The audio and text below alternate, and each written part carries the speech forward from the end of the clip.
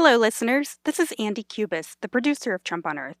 While we're working on a new episode for you, we'd like to bring you a conversation that aired on one of our favorite podcasts, Living on Earth.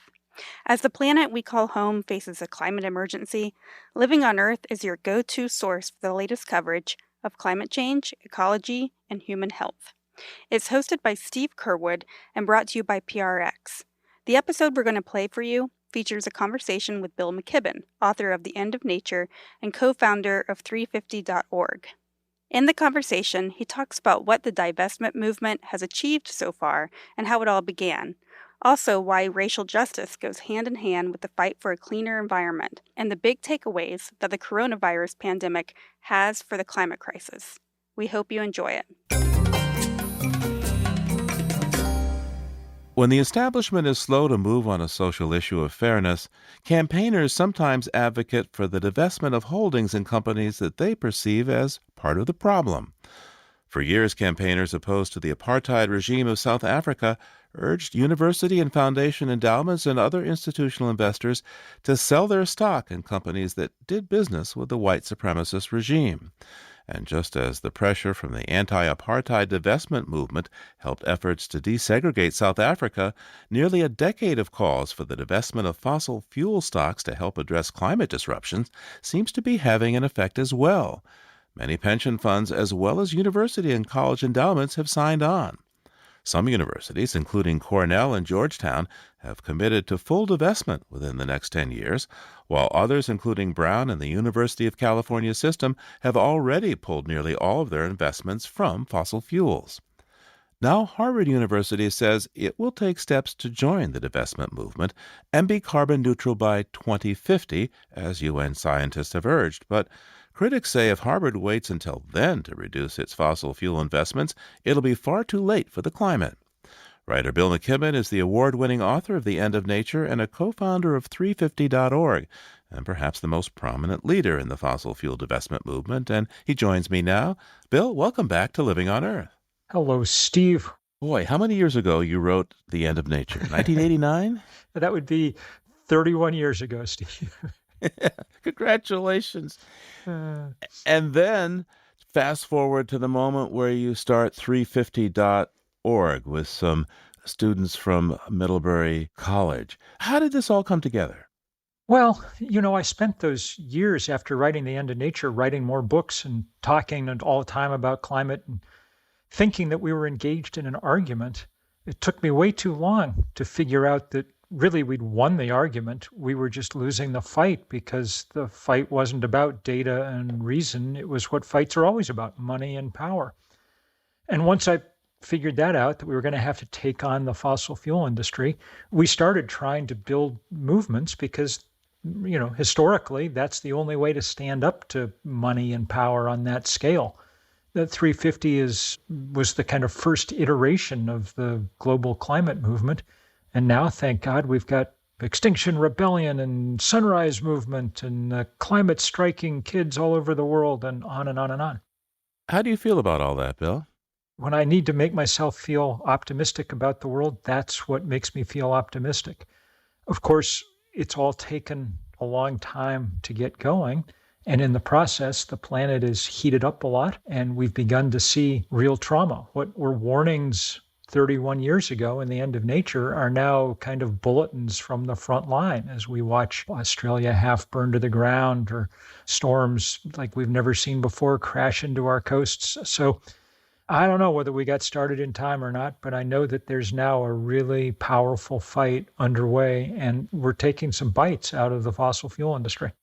So let's go back to 2012 is when 350.org really launches Go Fossil Free? Yeah, at the time when it started, it was a very small affair. I can remember the day that the very first institution, a college in rural Maine called Unity College with an endowment of $8 million, announced that it was divesting from fossil fuel. And we were over the moon.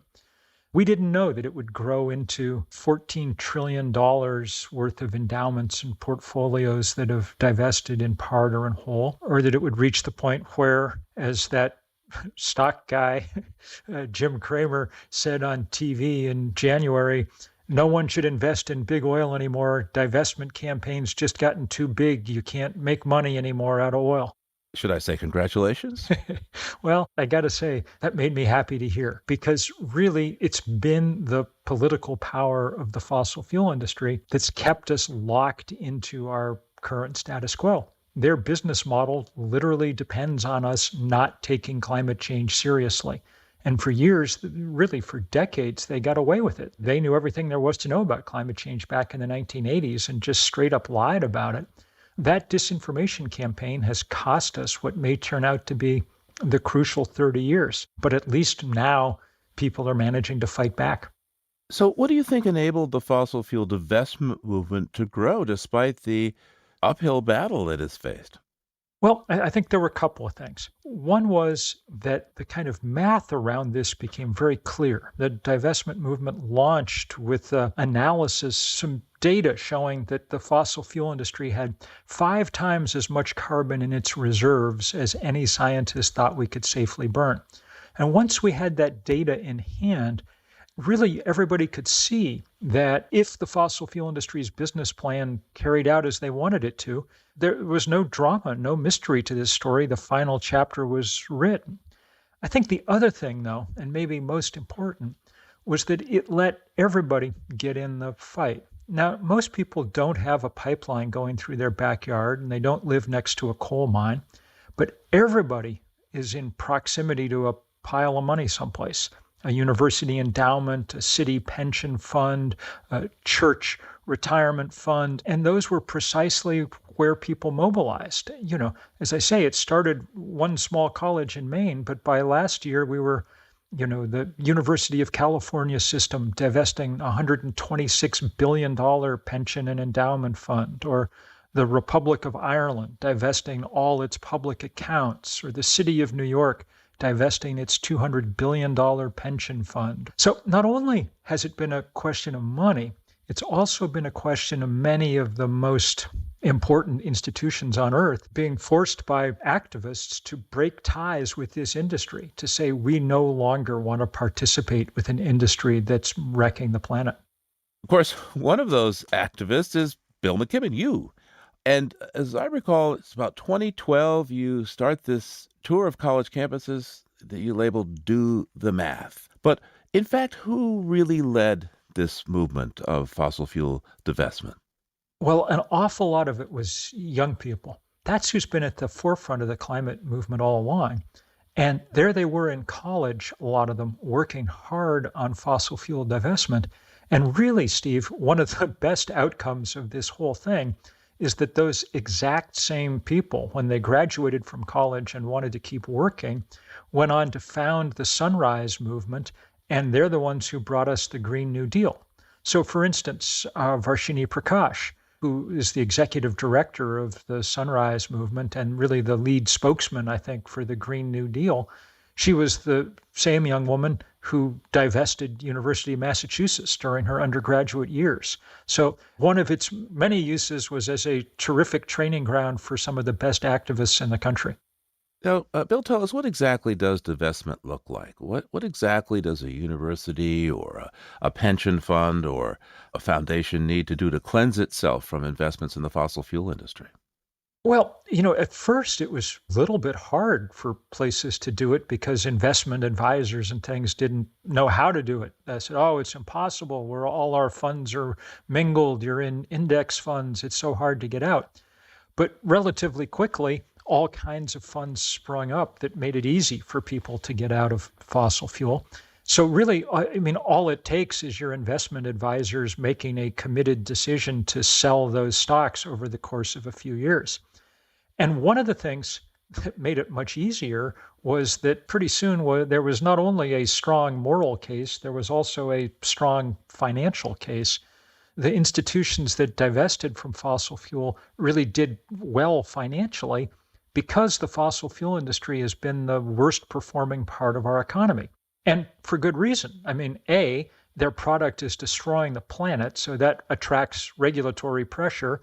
And B, the sun and wind people have figured out how to provide the same service, energy, just cleaner and cheaper. So it's a terrible business to be in. Even if you didn't care about destroying the planet, you'd want to get out of it because it just loses money.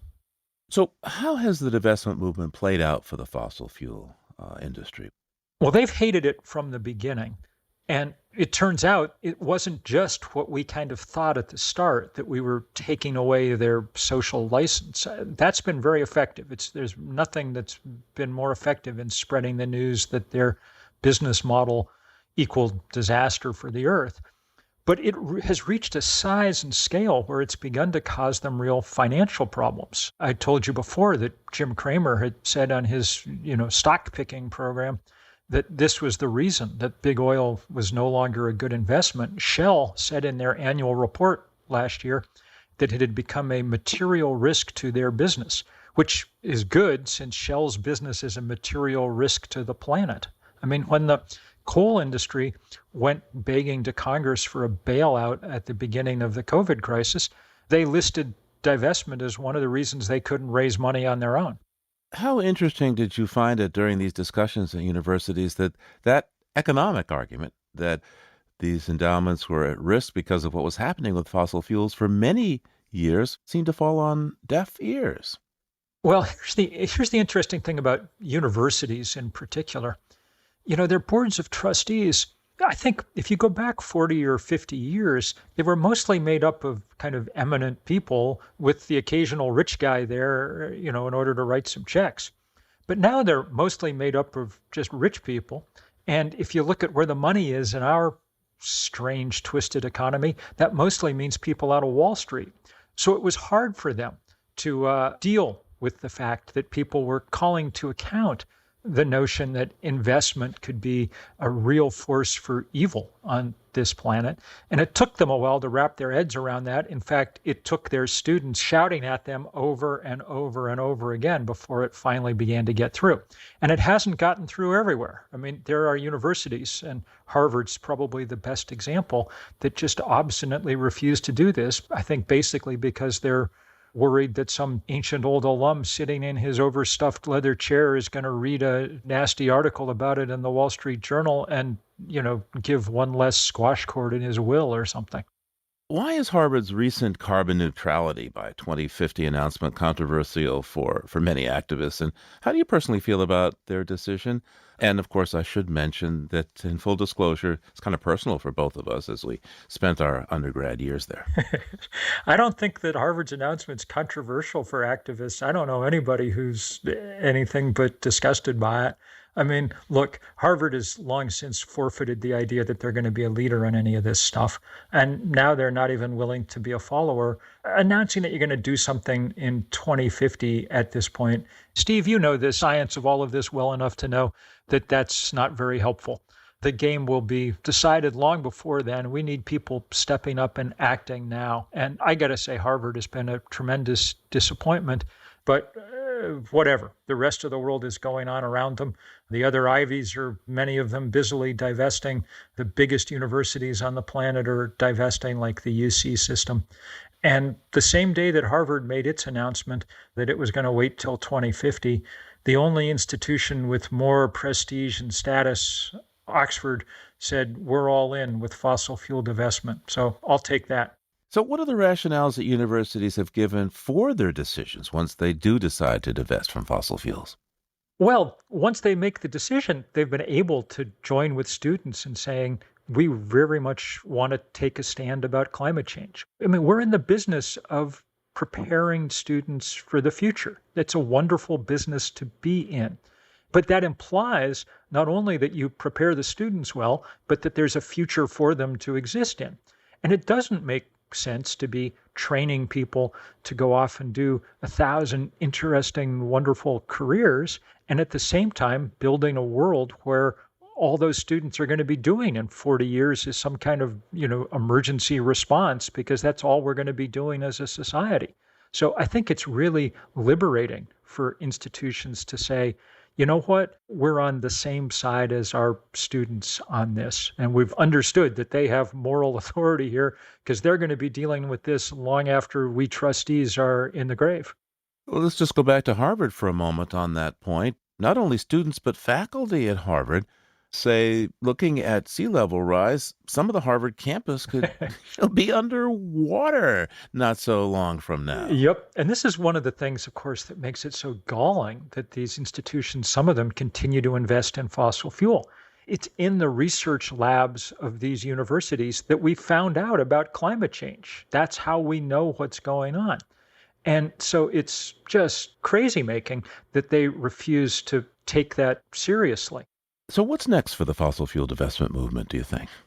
Well, what's happening is that not only is it continuing to grow in this sort of selling stock from the fossil fuel industry, but it's kind of morphed in the last year or two into a big assault on the financial institutions, banks, asset managers, insurance companies that are their financial lifeline.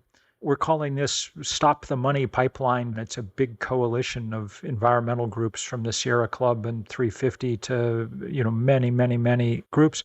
A lot of this work pioneered by indigenous groups, especially in the wake of the Dakota Access Pipeline fight. And, it's still early days in a way, but it's been successful much more rapidly even than the divestment work because it builds on it. In the course of the winter, BlackRock, the biggest asset manager on Earth, really the biggest box of money on planet Earth, their CEO, after a big pressure campaign, came out and said, this is going to be the issue that drives all our financial thinking going forward. And indeed, in this spring's shareholder season, BlackRock at least began to take some votes to force companies of which they own large percentages to start wising up about climate. So this is the next part of that work. What kind of criticism have you endured over the years for your climate activism?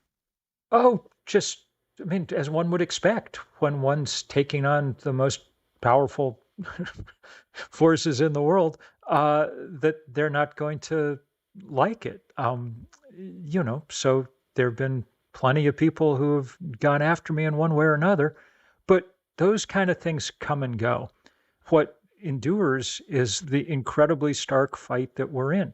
What endures is the constantly rising level of CO2 in the atmosphere, and thank God, the constantly rising level of activism designed to turn that around. It's become, by some measures, maybe the most widespread fight around the world. And I think we're reaching a turning point.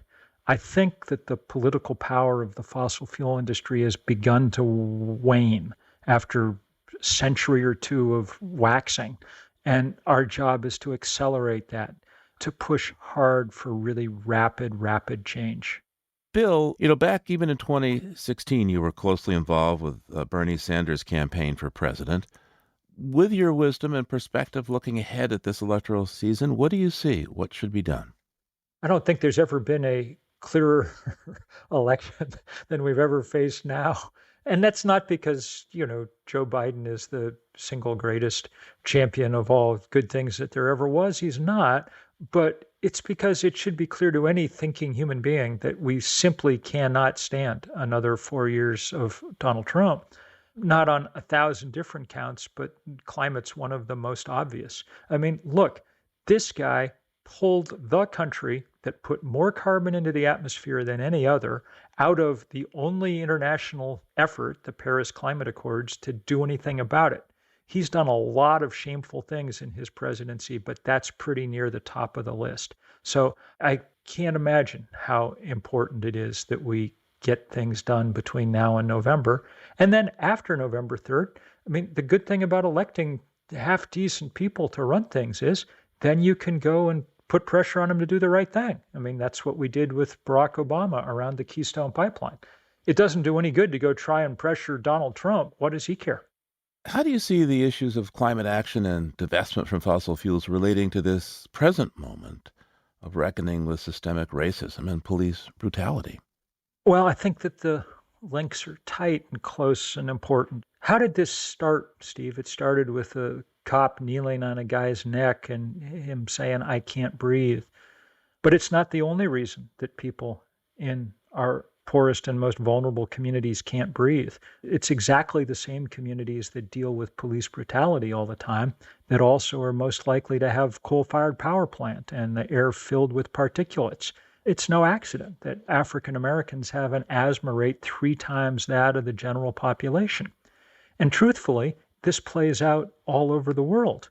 I mean, I can't breathe means lots of things. In Delhi, it means that 2.5 million of the 5 million children in that city have irreversible lung damage simply from breathing the air every day because it's so polluted. So these fights are very closely linked. And it's extremely important, I think, that environmentalists understand that and play a role in best they can in backing up Black Lives Matter and the other people who are at the forefront of this battle. Bill, what lessons do you think the COVID-19 pandemic has for us in terms of understanding the kind of worldwide situation we're headed for with climate disruption? If you asked me, I'd say you probably could take a couple of lessons from the coronavirus crisis. It feels to me like a kind of crisis within a crisis, and in certain ways, a kind of harbinger of what we can expect as the climate catastrophe grows. First thing I'd say is it's a good reminder that reality is real. We live in a world where we all sit behind screens and we can edit and shape and shift things. And so sometimes we forget. But I've been trying to explain to people for 30 years that you actually can't make physics and chemistry compromise or negotiate.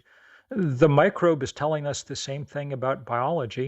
It doesn't matter if our president fulminates from the rose garden about how it's all going to go away by Easter, or that cases will drop to zero or whatever. If the microbe says wear a mask, wear a mask, Second thing, speed really matters. The countries that addressed coronavirus forthrightly, they got through it with less disruption to life and economy and way, way, way smaller pile of dead bodies than those like ours that delayed and dithered. The analogy to climate couldn't be much clearer. In the same way that the U.S. wasted February during the coronavirus crisis, we've wasted the last 3 decades. It means we have to move with incredible speed now. And even as we do, we've started too late to avoid real trauma.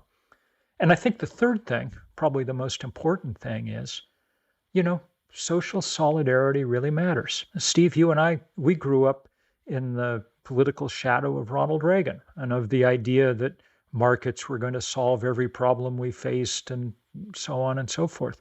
What was his famous laugh line in all his speeches? The 9 scariest words in the English language are, I'm from the government and I'm here to help.